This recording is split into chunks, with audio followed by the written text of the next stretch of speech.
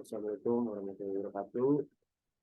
Eh, di sini saya akan menjelaskan mengenai finding the voice of the user. Baik, sebelum itu izin memperkenalkan diri. Nama saya Reza dengan nomor 34 seperti itu 2024. Yang pertama ada voice of users, yaitu sukses dalam persyaratan kata lunak dan karenanya dan pengembangan perangkat lunak bergantung pada pendekatan cara pengguna ke telinga pengembang. Untuk menemukan suara pengguna, lakukan langkah-langkah berikut. Yang pertama ada identifikasi berbagai kelas pengguna untuk produk Anda. Lalu, pilih dan bekerja dengan individu yang mewakili setiap kelas pengguna dan kelompok pemangku kepentingan lainnya. Lalu yang ketiga, sepakati siapa persyaratan pembuat keputusan untuk proyek Anda. Selanjutnya ada user needs, yaitu fitur yang dihadirkan pengguna sebagai keinginan. Keinginan mereka untuk tidak selalu sama dengan fungsionalitas yang berkebutuhan untuk melakukan tugas mereka dengan paru-paru. Yang kedua, untuk mendapatkan pandangan yang lebih akurat tentang kebutuhan pengguna. Analisis bisnis harus mengumpulkan berbagai masukan pengguna, lalu menganalisis dan mengklarifikasinya dan menentukan apa yang perlu dibangun agar pengguna dapat melakukan pekerjaannya. Selanjutnya ada user classes, yaitu pengguna produk mungkin berbeda antara lain dalam hal berikut dan Anda dapat mengelompokkan pengguna ke dalam sejumlah kelas pengguna berbeda berdasarkan perbedaan berikut. Yang pertama, keistimewaan akses atau tingkat keamanan mereka seperti pengguna biasa, pengguna tamu, dan juga administrator. Lalu, tugas yang mereka lakukan selama operasi bisnis mereka. Selanjutnya, tugas yang mereka lakukan selama operasi bisnis mereka. Lalu, selanjutnya, fitur yang mereka gunakan. Lalu, ada frekuensi mereka menggunakan produk. Selanjutnya, pengalaman domain, aplikasi, dan keahlian sistem komputer mereka. Lalu platform yang akan mereka gunakan seperti PC desktop, PC laptop, tablet, smartphone, perangkat PC. Lalu ada bahasa asli mereka, dan yang terakhir apakah mereka akan berinteraksi dengan sistem secara langsung atau tidak langsung. Berikut merupakan gambaran dari user class.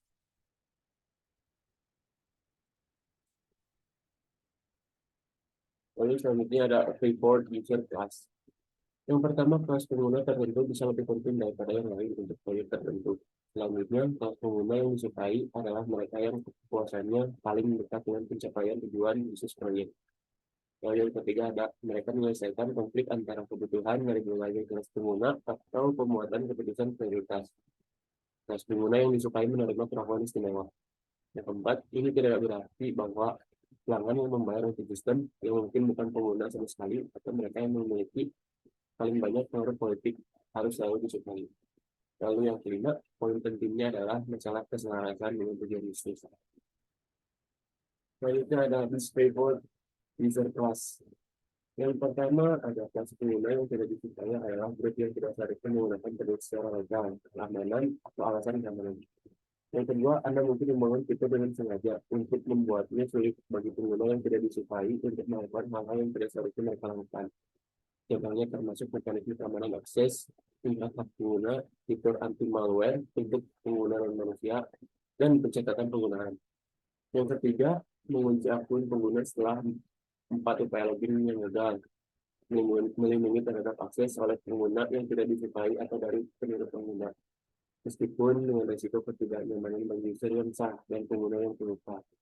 Lalu yang terakhir, ada fitur ini diimplementasikan karena kelas pengguna yang tidak disukai, orang-orang yang mungkin mencuri informasi terkait saya. Lalu ignore user class. Yang dua. Yang pertama, Anda mungkin memilih untuk mengabaikan kelas pengguna Anda. Ya, mereka akan menggunakan produk, tetapi Anda tidak secara khusus membangun contoh sesuai dengan mereka. Yang kedua, jika ada grup pengguna lain yang tidak disukai, atau diabaikan, mereka sangat terguna dalam menentukan kebutuhan produk. Lalu expanded contract. Yang pertama, pola kolaborasi yang dikembangkan oleh Metode dinner disebut expanded kontrak. Mulailah dengan menanyakan sponsor proyek siapa yang diharapkan untuk menggunakan sistem. Yang kedua, jangan gugup jika ada peluang pada tahap ini. Kamu akan memanfaatkan dan mengkategorikannya nanti. Berikutnya, mencari grup dengan kebutuhan serupa yang dapat Anda gabungkan atau perlakuan sebagai pengguna utama beberapa subclass. Selanjutnya, mengelompokkan pelanggan mereka menjadi hanya beberapa kelas pengguna sangat menyederhanakan tantangan menentukan kegunaan mereka. Lalu ada entitas eksternal yang ditampilkan dengan sistem Anda dapat dilihat dari diagram konteks. Lalu bagian organisasi perusahaan juga dapat membantu Anda menemukan pengguna potensial lainnya dan pemangku kepentingan. Ini merupakan gambaran dari expand kontrak.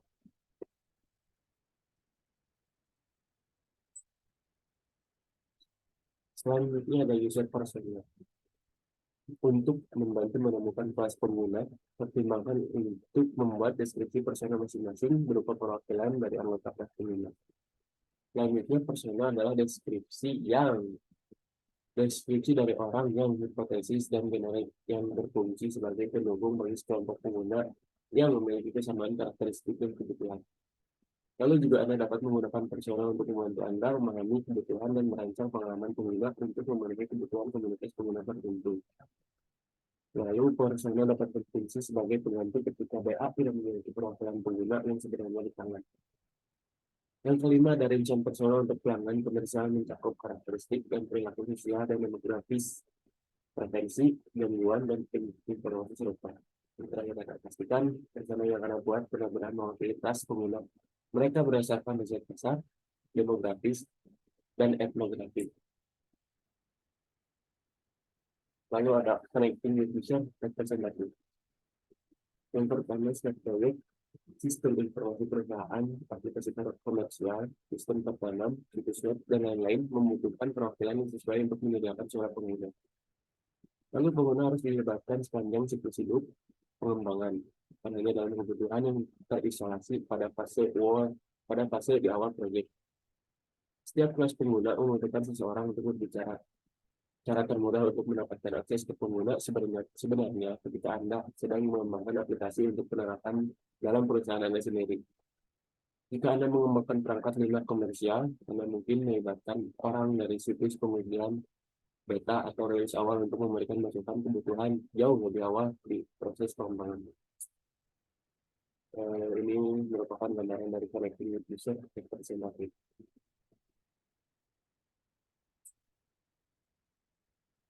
Lalu ada the product champion. Dan 6 poin. Yang pertama, masing-masing proyek kami menyertakan beberapa anggota kunci komunitas pengguna untuk memberikan kebutuhan. Lalu yang kedua, orang-orang produk champion mengumpulkan kebutuhan dari anggota lain dari kelas pengguna yang mereka wakili dan merekonsiliasi inkonsistensi. Lalu produk champion terbaik memiliki visi yang jelas tentang sistem baru. Yang keempat, champion harus menjadi komunikator yang efektif yang dihormati oleh rekan-rekan mereka. Dan itu mereka membutuhkan pengalaman menyeluruh tentang aplikasi tersebut, domain, dan lingkungan operasi solusi. Yang keenam, mereka antusias karena mereka melihat bagaimana itu akan bermanfaat bagi mereka dan teman sebaya mereka. Terima kasih, mungkin cukup sekian. Terima kasih juga atas perhatiannya. Assalamualaikum warahmatullahi wabarakatuh.